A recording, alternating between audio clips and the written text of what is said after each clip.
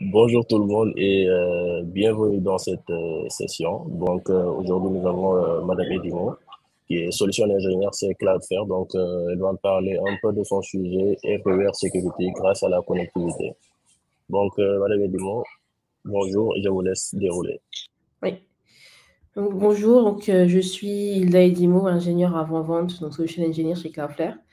Mon travail est d'accompagner des clients dans leur transformation. Donc ça dépend dans quoi. Aujourd'hui, c'est Cloudflare, donc je travaille à la cybersécurité. Précédemment, j'ai passé presque 5 ans chez VMware, donc plutôt transformation côté on-prem, infrastructure, cloud, également un peu de sécurité. Le sujet aujourd'hui, c'est la partie donc Everywhere Security grâce à la connectivité cloud. Donc, je vais parler déjà des challenges qui existent au niveau de la diversité des systèmes d'information. Les challenges qui viennent du coup impacter les initiatives numériques, j'ai fait une faute de frappe, numériques qu'il y aurait au niveau des entreprises. Et je vais terminer avec la rationalisation qui est offerte par Cloudflare et comment Cloudflare peut en fait accompagner ses clients au niveau sécurité. Donc déjà, pour commencer, c'est une question où je n'attends pas forcément de réponse. Après, vous pouvez écrire dans le chat si vous voulez. C'est depuis que vous êtes réveillé, combien d'applications ou de sites web vous avez utilisé.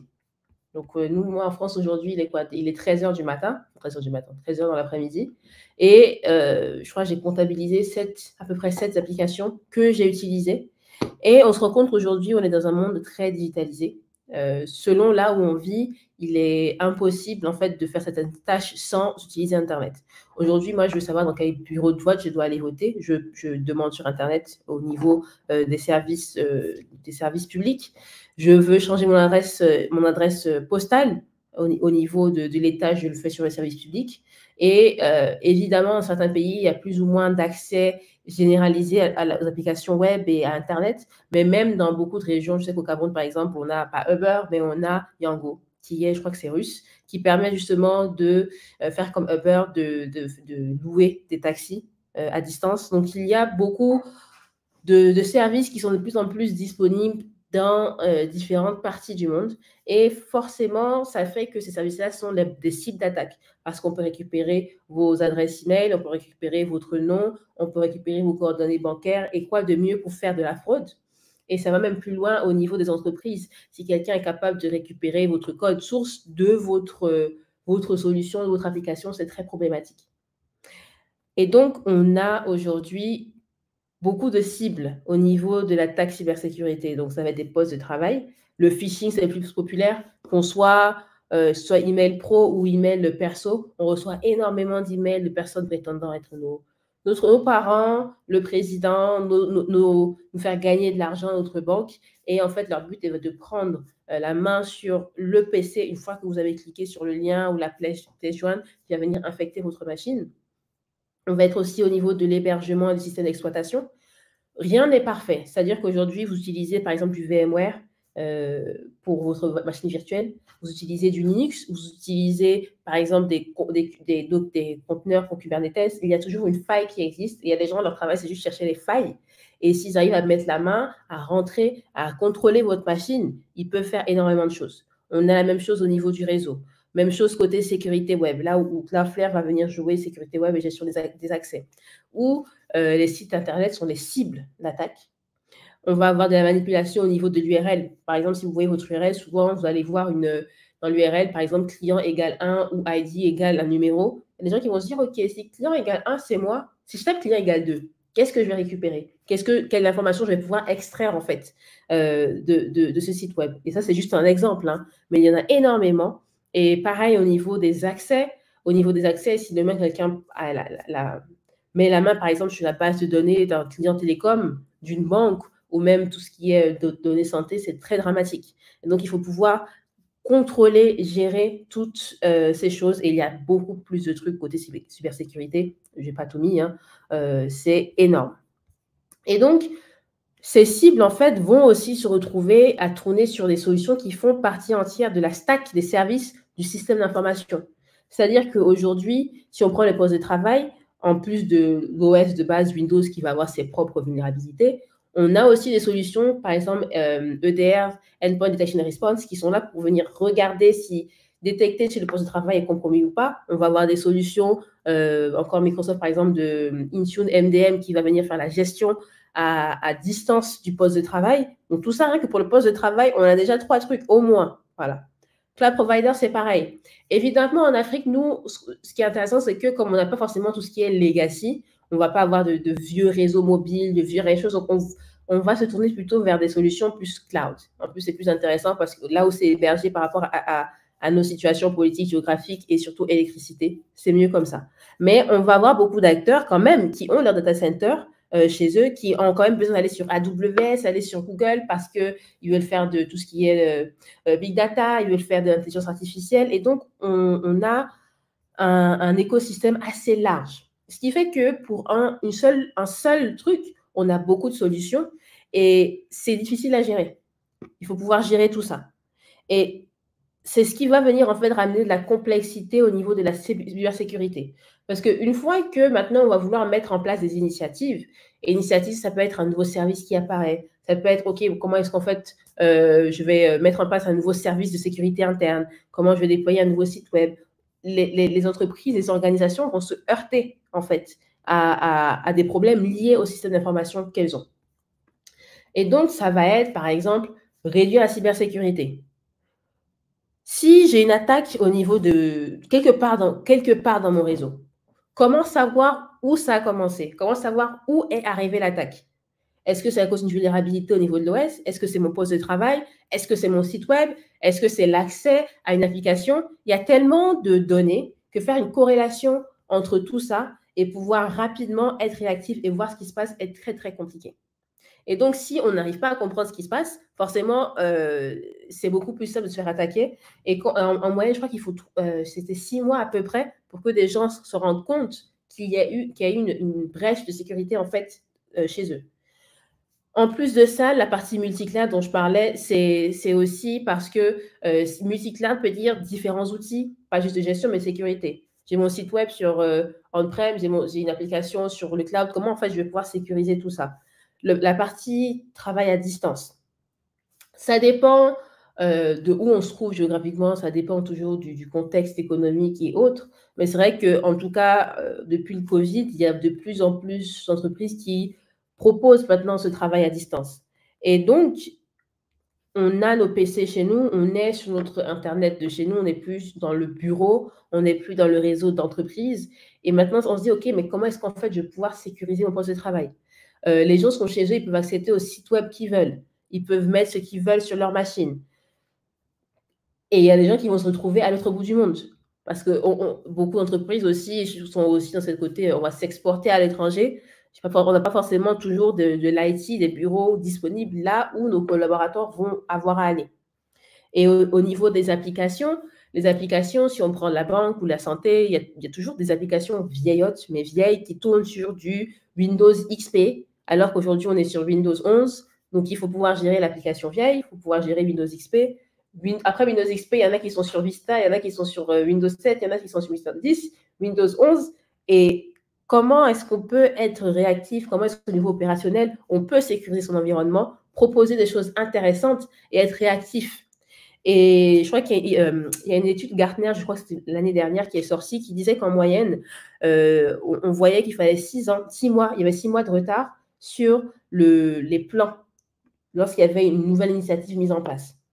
Et enfin, moi, je me demande, vous réfléchissez peut-être combien de temps est-ce que ça, combien de mois ou d'années de délai vous voyez en fait quand vous avez un projet à mettre en place? Est-ce que c'est 6 mois? Est-ce que c'est 12 mois? Pour X ou Y raison? Et tout ça vient impacter la productivité, et le but de l'entreprise, c'est de faire de l'argent. On ne va pas se mentir, on est là pour faire de l'argent.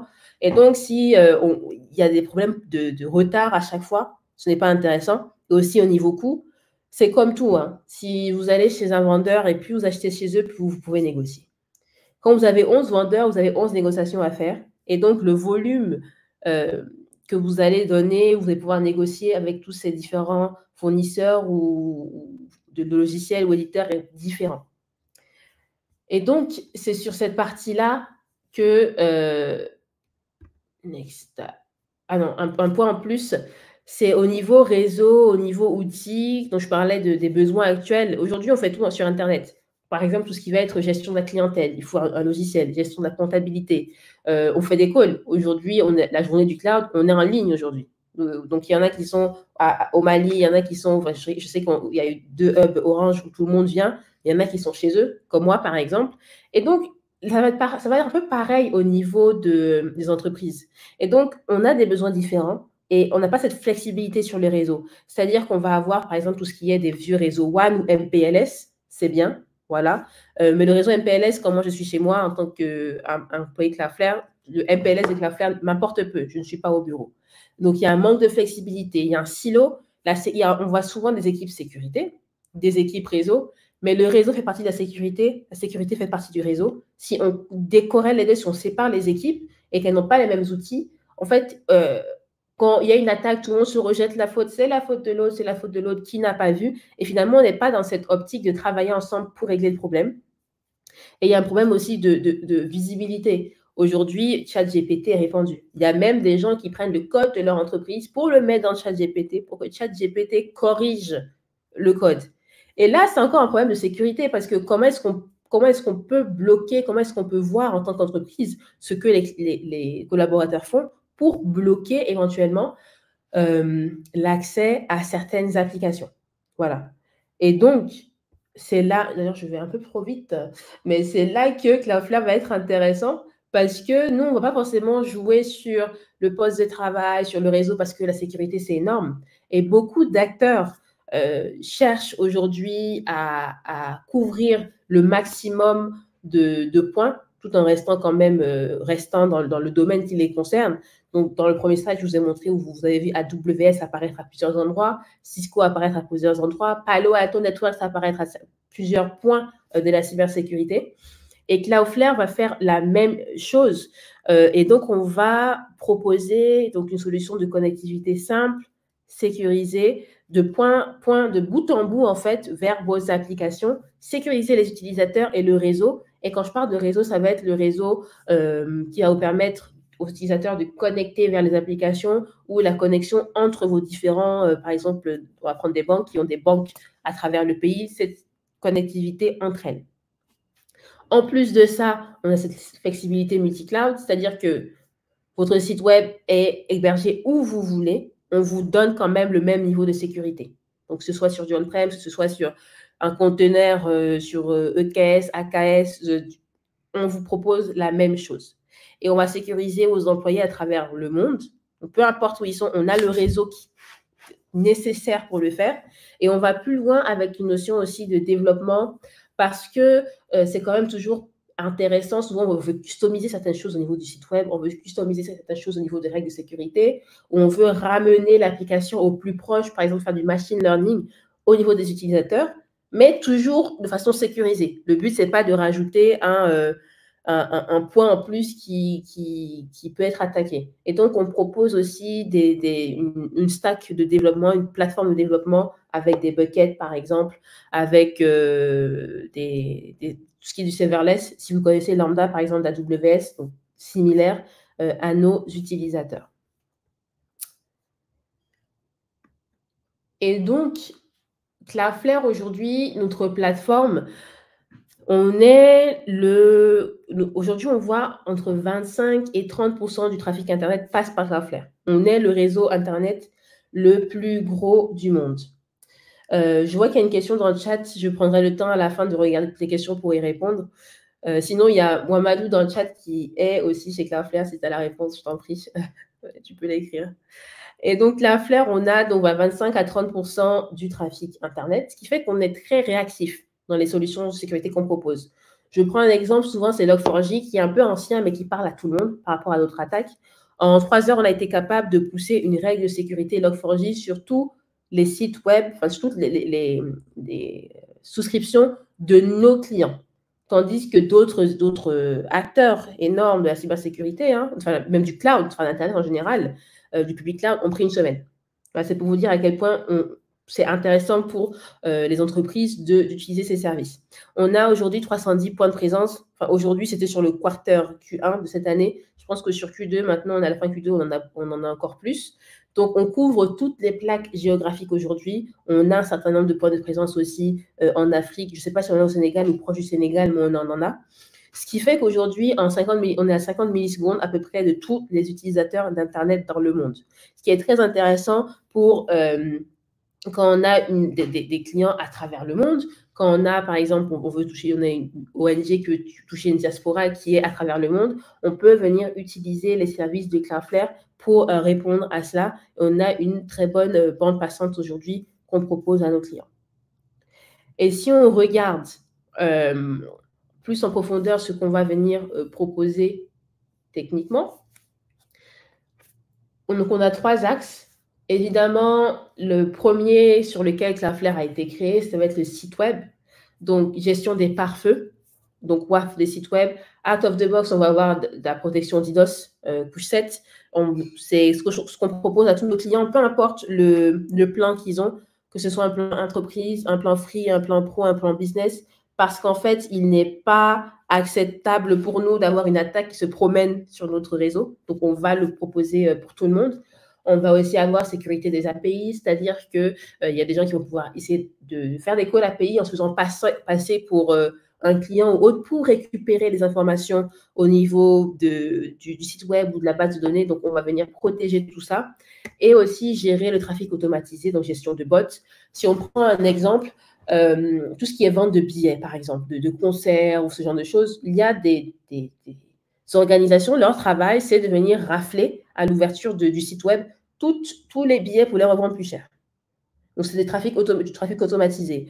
On va en avoir qui vont, par exemple, la concurrence, qui vont venir sur votre site web, regarder les prix, regarder ce qu'ils peuvent copier, ou bien il y en a qui viennent copier entièrement votre site web pour créer un site web frauduleux, pour plutôt que vos clients se retournent vers ce site web-là et se retrouvent à donner leurs informations personnelles à des attaques. Donc, il y a énormément d'exemples de gestion de trafic automatisé, de bots aujourd'hui, qui causent énormément de problèmes ou qui font même tomber entièrement des sites web.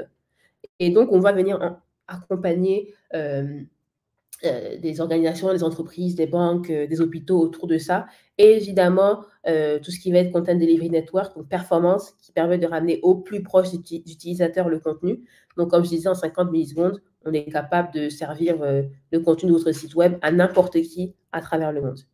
Et évidemment, plus les gens passent de temps sur votre site web, plus ils vont acheter de choses, plus ils vont souscrire à vos services, plus vous avez gagné de l'argent, parce que c'est quand même la raison pour laquelle les entreprises aujourd'hui se tournent vers le cloud, vers le cloud et la cybersécurité. Ce sont pour des raisons financières et un besoin de voir un retour sur investissement. On a aussi des services côté couche 3. Couche 3, ça va être protection donc du trafic TCP/IP qui arrive vers des applications, par exemple. Mais ça va être aussi, je parlais de WAN précédemment, utiliser Internet pour venir connecter les branch office. Par exemple, une banque a beaucoup de banques et une maison mère, mais il y a plein d'autres petites banques dans chaque quartier, dans chaque ville. Et comment est-ce qu'on va pouvoir les connecter ensemble de façon sécurisée? J'ai un client récemment, je ne sais plus quel pays, je ne sais pas le pays, mais il regarde à faire ça ou bien monter des lignes MPLS et le prix de la ligne MPLS est très cher. Il y a très peu d'acteurs aujourd'hui niveau telco qui sont capables de fournir ces solutions-là, donc ils mettent le prix qu'ils veulent. Tandis qu'Internet, on a beaucoup plus d'options de fournisseurs Internet que de liens MPLS. Côté accès, sécurité, donc tout ce qui est la partie Zero Trust, c'est-à-dire gestion, accès à des outils en interne. Aujourd'hui, ça va être du VPN. Mais VPN, souvent, ce qu'on va voir, c'est que quand il n'y a pas de VPN, on va juste se baser sur « Ah, tu es au bureau, tu n'es pas au bureau, tu as accès à ça, tu n'as pas accès à ça ». Mais nous, on va plutôt se dire par rapport à l'identité. Moi, je suis Solution Engineer, avant-vente chez Cloudflare. Je n'ai aucune raison d'avoir accès à des outils de finance, aucune raison d'avoir accès à le GitHub où on pousse le code de nos solutions. Et donc, on va se baser sur ça pour donner l'accès aux applications en rajoutant encore des checks en plus. Par exemple, ça va être, OK, quelqu'un peut accéder à GitHub, mais si ton antivirus est éteint, tu n'y auras pas accès. Parce qu'il y a des attaques qui peuvent désactiver l'antivirus. Donc, si l'antivirus ne tourne pas, on peut se dire, OK, peut-être que l'ordinateur est compromis. Voilà. Ça peut être aussi filtrage web. Il n'y a aucune raison pour que un collaborateur sur son ordi de travail aille regarder des sites adultes, aille faire du parler en ligne, aille faire du shopping. Et donc, on donne la capacité, que ce soit au travail ou chez eux, mais sur la machine gérée par l'entreprise, de bloquer ce genre de choses. Et ça va être pareil, je parlais d'accès à ChatGPT. On va aussi pouvoir voir à quoi accèdent les utilisateurs. C'est plus ou moins dramatique, mais quand il s'agit d'avoir accès à des choses qui peuvent venir créer des problèmes au niveau de la société, on est capable de remonter tout ce qui est la partie shadow IT, des outils qui sont utilisés par du dev, par exemple, alors que ce n'est pas poussé par la partie entreprise. On va pouvoir vous remonter ça. Et ça va être pareil, créer des tunnels vers AWS, par exemple, parce que certaines applications ne sont pas disponibles. Par exemple, ces applications, si je tape, je ne sais pas, toto.com, il ne va rien se passer. Mon application est cachée sur un réseau privé. Donc, il faut quand même y accéder de façon sécurisée. On va vous aider là-dessus. Et le point en plus développeur dont je vous parlais, donc on va avoir, on a l'équivalent de, par exemple, les buckets S3 que vous connaissez, on a la même chose, c'est Cloudflare R2. Et ce qui est intéressant, récemment, j'ai vendu à un client qui a côté sécurité. Sécurité, quand vous faites des paiements en ligne et que vous hébergez vous-même la page de paiement, il y a certaines règles de conformité, de compliance qu'il faut respecter. Donc, je crois que c'est la partie PCI 4.0, mais il y en a énormément. Et donc, le client se demandait, OK, comment est-ce que je vais héberger ma page de paiement? Comment je vais pouvoir coder ma page de paiement de façon sécurisée? Et en fait, ça va se faire l'hébergeant chez Cloudflare. Et aujourd'hui, vous pouvez coder, si vous voulez, un certain nombre de choses. Une page, un site web, c'est assez flexible chez Cloudflare, et tout en respectant la sécurité. Donc, on a tout ce qui est PCI, DSS, on a, il y en a tellement, j'oublie souvent le nom de certaines, mais on va respecter en France, aux États-Unis, et comme on disait dans la session plénière, je crois que c'est monsieur Mamadou qui le disait, qu'on a de plus en plus de règles de sécurité qui apparaissent dans différentes régions du monde. Je crois qu'en Inde, ils en ont sorti une récemment, beaucoup de frameworks de sécurité. Et donc, nous, on va être compliant avec un certain nombre d'elles. On essaie de catch-up chaque fois qu'il y en a une nouvelle qui sort pour toujours vous proposer de respecter ces règles de compliance qui est important dans certains, pour rassurer les clients finaux avec qui vous travaillez. Et donc, à travers tout ça, un point important aussi, c'est le projet Galileo. C'est une parenthèse. Pourquoi? Parce que ce sont les 10 ans du projet Galileo aujourd'hui chez Cloudflare. Évidemment, Cloudflare est une entreprise qui va avoir des clients qui paient un certain nombre de choses, mais il y a aussi un côté assez, comment dire, bénévole. Voilà. Donc, le projet Galileo, c'est un projet aujourd'hui qui va accompagner les entreprises humanitaires, les organisations, des journalistes. Qu'on soit d'accord ou pas avec leur opinion, telle n'est pas la question. Le but est de favoriser la liberté d'expression, c'est-à-dire que ces organisations-là, à travers un programme particulier, peuvent utiliser le DNS de Cloudflare, le WAF de Cloudflare, le DDoS de Cloudflare, ce qui fait que peu importe les attaques cybersécurité qui arrivent vers elles, leurs informations, leurs opinions sur leur site web sont toujours disponibles.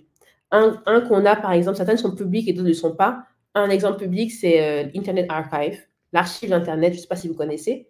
C'est un endroit où on a tout ce qui est sur Internet. C'est-à-dire qu'aujourd'hui, si quelqu'un, pour une raison ou une autre, vient vient attaquer votre site et le modifier, l'archive Internet aura toujours la version précédente et des versions précédentes.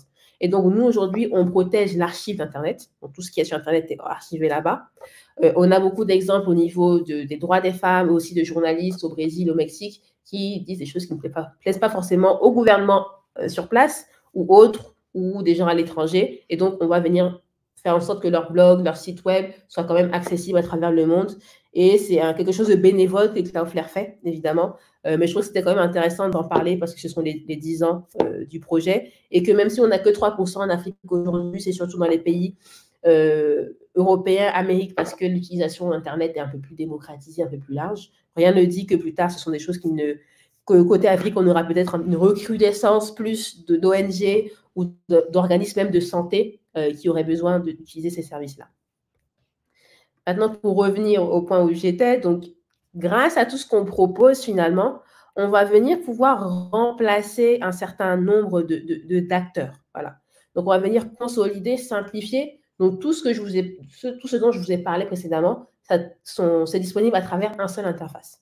On a une interface, on a un bouton, plein de boutons différents, qu'on sait mettre en place le WAF, on sait mettre en place le DDoS. C'est la même façon de fonctionner. Ce qui fait que quand vous vous faites attaquer, il ne faut pas plusieurs personnes différentes pour se dire « Ah ouais, ok, moi je ne sais pas faire ci, ah l'autre sait faire ça ». Non, on a une personne, une équipe qui est capable de travailler plus rapidement et protéger. On va évidemment permettre aussi d'utiliser de l'AI. Aujourd'hui, chez Cloudflare, on a rajouté, je crois, qu'entre 7 et 10 modèles d'AI, ce qui fait qu'aujourd'hui, si vous voulez, par exemple, utiliser du machine learning, vous pouvez venir chez Cloudflare, mettre vos applications et utiliser le modèle qui existe chez nous. Vous pouvez même venir entraîner des modèles, les vôtres, sur Cloudflare. Donc, pas mal de choses qu'on va proposer. Et finalement, je vous ai montré tout à l'heure un certain nombre d'acteurs sur le schéma, là. Et vous voyez que finalement, nous, on va venir remplacer, au lieu d'avoir Akamai ici, AWS là, Palo Alto, VMware, on a la capacité de venir rationaliser tout ça à travers un UI assez friendly et finalement simplifier tous ces problèmes, ce qui fait que quand vous avez des choses à mettre en place, au niveau IT, au niveau service, c'est beaucoup plus rapide. Donc, voilà ce que peut vous proposer Cloudflare. Donc, on a des partenaires aujourd'hui en Afrique, hein, donc la partie Afrique du Nord, Afrique du Sud. Je sais qu'on a des partenariats. Je sais c'est Orange qui sponsorise, mais je veux dire quand même MTN. Je ne sais pas si on a des partenariats avec Orange, mais je sais qu'on a avec MTN aujourd'hui. On a N+1, on a pas mal de revendeurs aujourd'hui. On a même des plans qui sont plutôt gratuits ou pas très chers, pas de niveau enterprise, mais si vous-même, vous voulez commencer à prendre la main et à comprendre comment ça fonctionne, protéger vos sites web, vous avez déjà la capacité, même sur un plan gratuit, de commencer à faire un certain nombre de choses. Donc, je vois que les questions dans le chat, parce que j'arrive à la fin. Avec la réplication des données sur plusieurs serveurs, est-ce que nos données sont vraiment sécurisées dans le cloud? Alors, il y a une session où j'étais juste avant de Shekfal, je crois, et d'autres personnes de la partie Mazar qui disait justement, c'est intéressant que, évidemment, il y a de la sécurité dans le cloud, mais il y a aussi des choses qui relèvent de vous-même, dans le sens où si aujourd'hui vous ne contrôlez pas l'accès à votre plateforme, par exemple, et que n'importe qui va prendre accès à votre plateforme, ils peuvent extraire les données qu'ils veulent. Donc, il y a toujours des choses qui vont reposer sur vos épaules et qui ne vont pas reposer uniquement sur les épaules du cloud. Voilà, si un hacker a accès à votre console AWS à cause d'un mot de passe qui a fuité, il pourra faire ce qu'il veut. En quoi consiste le rôle Solution Engineer? Solution Engineer, donc moi, je travaille en binôme, en fait. Je suis dans la partie commerciale de mon entreprise. Je travaille en binôme avec des commerciaux purs. Donc, moi, je suis la partie technique. C'est-à-dire que quand on va voir un client qui va venir vers nous dire « Ah, j'ai subi cette telle attaque. Ah, j'aimerais mettre en place ce type de choses. » Donc, moi, je vais déjà comprendre leurs besoins techniques, faire une démonstration, une présentation pour être sûr que techniquement, on peut répondre à leurs besoins et comprendre ce qu'ils veulent faire.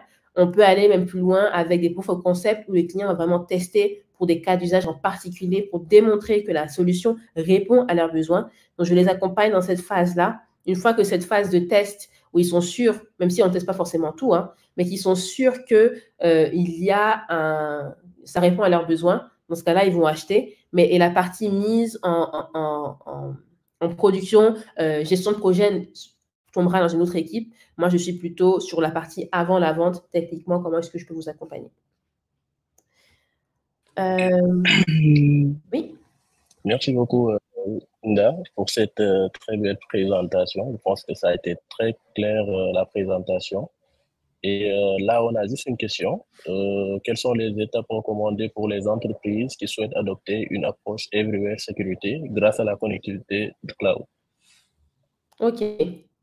Dans le premier temps, première chose qu'il faut voir, c'est déjà on commence côté site web. C'est assez simple. Côté site web, déjà voir ce que vous avez comme solution. Quels sont les pain points que vous avez? Est-ce que côté WAF, est-ce que vous avez déjà de la gestion de pare-feu? Est-ce que vous avez du trafic automatisé que vous voulez, par exemple, bloquer? C'est la première chose à faire parce que c'est assez simple, les sites web. Quand on va aller plus loin, on va se dire, OK, j'ai maintenant des utilisateurs qui sont peut-être au bureau, qui sont ailleurs. J'ai de plus en plus, moi, je vois beaucoup plus de clients, même africains, parce que j'ai aussi la partie Afrique avec qui je travaille, et ils se disent, OK, maintenant, je vois que mes clients, mes collaborateurs veulent souvent être chez eux. Donc, commencez à vous voir, OK, côté VPN, qu'est-ce qu'on peut faire? Côté filtrage. En fait, il faut mettre en place une feuille de route côté sécurité, comme vous le ferez pour n'importe quel sujet, pour vous dire quels sont les points qu'on veut régler déjà, avec ou sans Cloudflare, quels sont les points auxquels on veut régler et lesquels vont pouvoir tomber justement dans un même éditeur, vont pouvoir être gérés par un même éditeur, que ce soit côté site web et gestion, que ce soit gestion des accès, que ce soit côté poste de travail, par exemple. Il faut déjà faire une feuille de route. Ça, c'est très important. Sinon, vous pouvez acheter ce que vous voulez. Hein. Si vous n'avez pas la vision finale, ça ne servira pas à grand-chose. D'accord, merci beaucoup. Juste une dernière question. Quelles sont les capacités d'atténuation d'attaque DDoS offertes par Cloudflare et comment s'adaptent-elles aux menaces en constante évolution? OK. Aujourd'hui, donc, on a 310 points de présence qui sont capables d'absorber toutes les... Comment ça s'appelle toutes les attaques. Aujourd'hui, je n'ai pas le chiffre, mais si on prend par exemple les chiffres ici pour le projet Galileo, chaque jour, on est capable, on bloque en moyenne, pour le projet Galileo, en tout cas, 95 millions de requêtes d'attaques par jour.